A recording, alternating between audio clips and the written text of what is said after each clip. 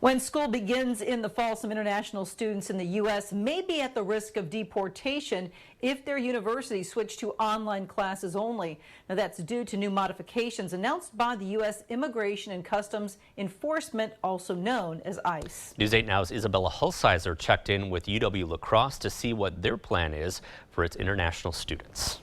As of now, around 70 international students are enrolled at UW La-Crosse for the fall semester, many of which are scrambling after new modifications for students by ICE were released. The statement says that international students, quote, attending schools entirely online may not take a full online course load and remain in the United States, end quote.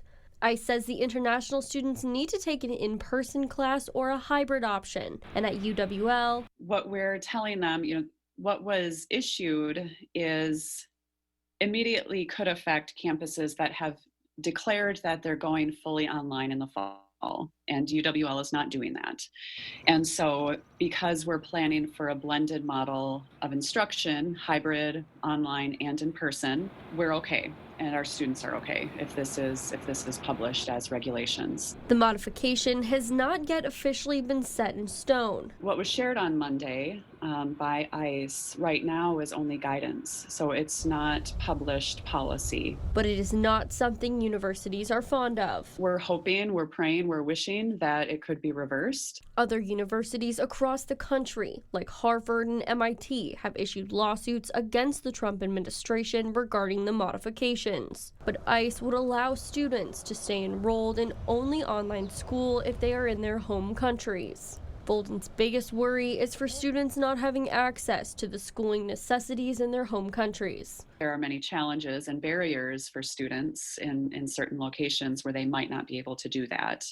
And so that's where this potential regulation could be very detrimental in inhibiting a student from continuing their education.